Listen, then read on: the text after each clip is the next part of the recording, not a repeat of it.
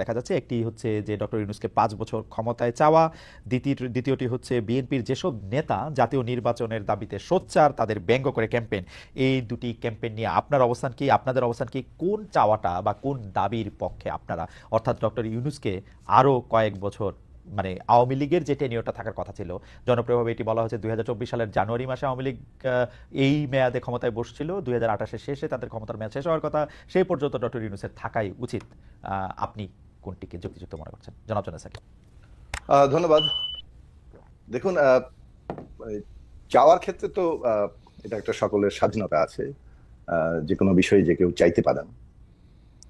কিন্তু আমরা যখন 5ই আগস্টের এই অসাধারণ গণ অভ্যুত্থানের পরে এই অন্তর্বর্তী সরকার গঠিত হয়েছে প্রফেসর ডক্টর মোহাম্মদ ইউনূসের নেতৃত্বে, সেই সরকারের পক্ষ থেকে তিনি নিজে বেশ কয়েকটি সাক্ষাৎকারে এবং সর্বশেষ তার জাতির উদ্দেশ্যে ভাষণে সেখানে তিনি স্পষ্ট করে বলেছেন যে আগামী ডিসেম্বর থেকে 26 সালের জুনের মধ্যে তারা একটা নির্বাচন অনুষ্ঠানের কথা তাদের পরিকল্পনার মধ্যে আছে, এবং এই নির্বাচন যথাসম্ভব সুষ্ঠু, গ্রহণযোগ্য এবং ইতিহাসের সবচেয়ে গ্রহণযোগ্য সুষ্ঠু নির্বাচন তারা করতে চান।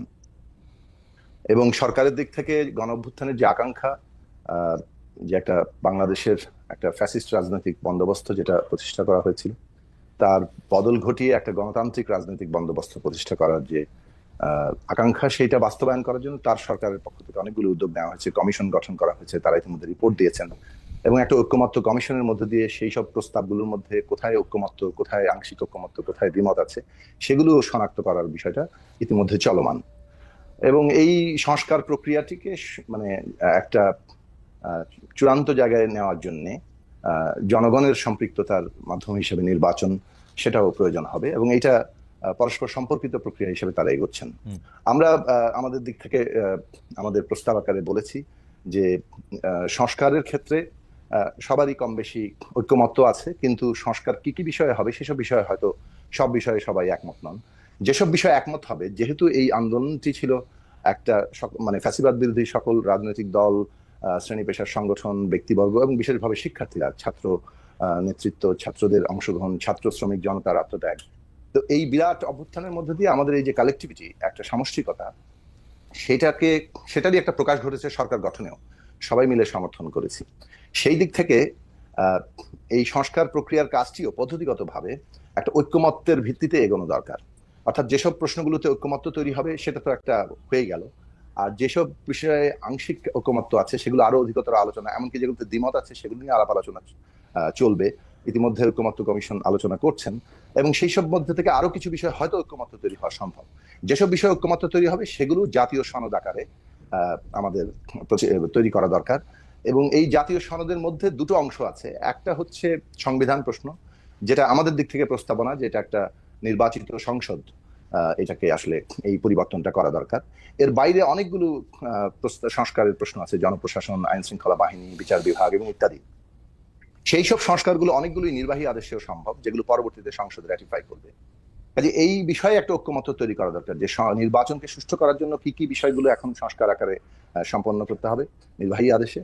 আর যে জাতীয় কি বলে সংবিধান সংস্কারের প্রশ্ন, সেটা আগামী সংসদে হবে, কিন্তু সে বিষয়ে ঐক্যমত্য থাকা দরকার একটা জাতীয় সনদ অর্ডিন্যান্সের মাধ্যমে, যে আগামী সংসদ এই ঐক্যমত্যের জায়গাগুলো যেটা তৈরি হবে জাতীয় সনদের মধ্যে সংবিধান প্রশ্নে, সেটা অবশ্যই সেই সংসদ সেটাকে সংস্কার করবে, এবং একটা নির্দিষ্ট সময়ের মধ্যে করবে। আমাদের দিক থেকে আমাদের প্রস্তাব হচ্ছে 6 মাস সময়ই যথেষ্ট, যে এর মধ্য দিয়ে এই সংবিধান সংস্কার করা যেতে পারে। আমরা একই সাথে আরো প্রস্তাব তুলেছি যে আগামী সংসদ নির্বাচনটি একই সাথে সংবিধান সংস্কার পরিষদের নির্বাচন হওয়া দরকার, কেননা সংবিধানের যে মৌলিক সংস্কারগুলো করা হবে এটা জনগণের ম্যান্ডেট নিয়ে করা দরকার। সাধারণভাবে সংসদে একটা 2/3 সংখ্যাগরিষ্ঠতা থাকলে অ্যামেন্ডমেন্টের মাধ্যমে সংবিধান সংশোধন করা যায়, কিন্তু এটা যেহেতু অনেকগুলো মৌলিক সংস্কারের বিষয় আছে, এবং সে কারণেই এটা জনগণের ম্যান্ডেট নিয়ে করা দরকার। আমরা জানি যে সংবিধান সংশোধন যখন হয়, যেমন ধরুন তত্ত্বাবধায়ক সরকারের বিল এসছে ত্রয়োদশ সংশোধনী মাধ্যমে, কিন্তু সেটা আদালত কর্তৃক আবার সেটা বাতিল ঘোষণা করা হয়েছিল, পঞ্চদশ সংশোধনী তৈরি হয়েছিল, এখন পঞ্চদশ সংশোধনী আবার কিন্তু আদালত কর্তৃক এটা আংশিকভাবে বাতিল করা হয়েছে।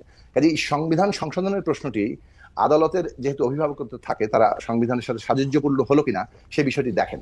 কিন্তু যখন জনগণের ম্যান্ডেট নিয়ে, যেমন গণপরিষদ জনগণের ম্যান্ডেট নিয়ে একটা সংবিধান নতুন করে লেখার অধিকার পায়, ঠিক তেমনি সংবিধান সংস্কার পরিষদ আমরা বলছি যে আগামী নির্বাচনটা হওয়া উচিত এই কারণে যে যেহেতু সংস্কারকেই আমরা লক্ষ্য হিসেবে ঠিক করেছি এবং সরকারও ইতিমধ্যে সংবিধান সংস্কার কমিশনই গঠন করেছে, সে কারণে এই সংস্কারটা জনগণের ম্যান্ডেট নিয়ে করলে তখন এই সংসদটি এই মৌলিক সংস্কার করার অধিকার পায় এবং আদালত তখন এই সংস্কারকৃত সংবিধানটিরই সুরক্ষা দেবে।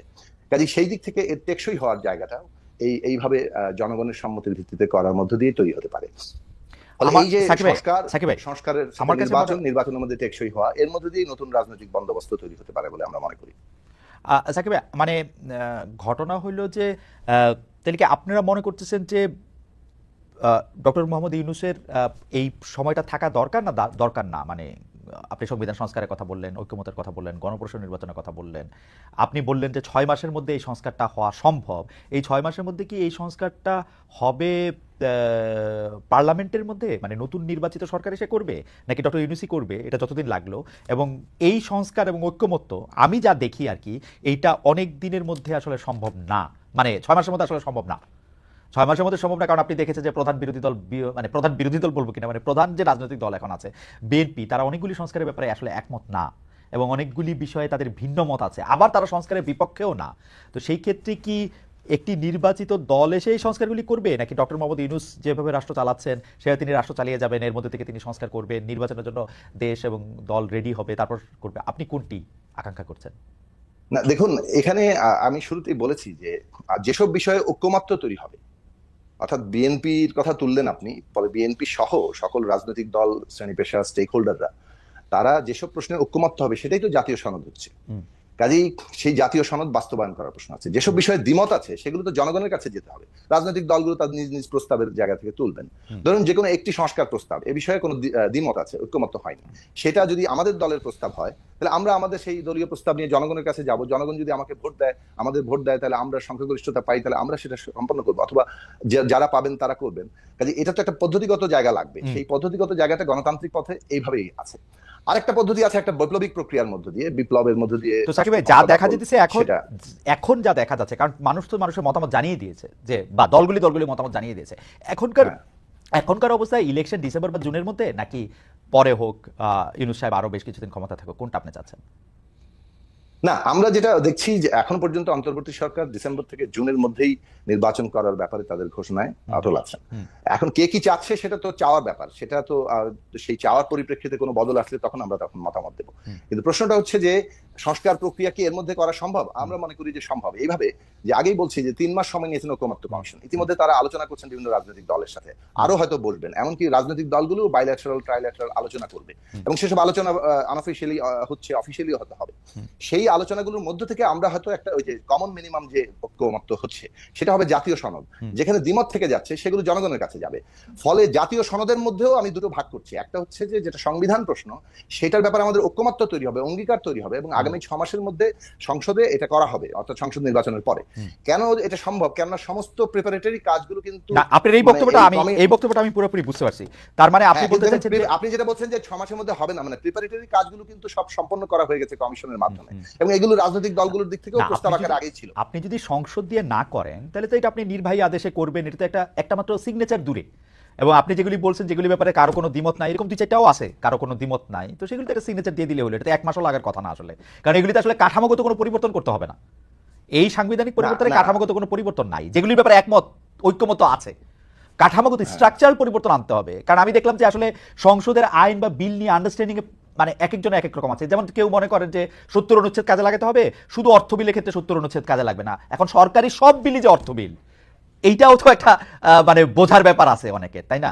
মানে আমি আরো সুনির্দিষ্ট করি, যেমন ধরুন আমরা যখন 31 দফা নিয়ে আলোচনা হচ্ছিল, আমাদের দলগত অবস্থান ছিল 70 অনুচ্ছেদ বাতিল করা হোক। কিন্তু যখন আমরা একটা ঐক্যবদ্ধ জায়গায় আসছি, তখন তো কিছুটা সকলের মতামত এক জায়গায় আনতে হয়, এবং সেখানে আমরা যেটুকু জায়গায় আসছিলাম যে সরকার গঠনের যে আস্থা ভোট সেটা, এবং বাজেট, অর্থ বিল মানে আমরা বলিনি, আমরা বলছি বাজেট, এই দুটো জিনিস বাদে বাকি সকল বিলের ক্ষেত্রেই সংসদ সদস্যরা স্বাধীনভাবে ভোট দিতে পারবেন। এই যে জায়গা, এটার অনেক ফলাফল আছে। যে ধরুন এর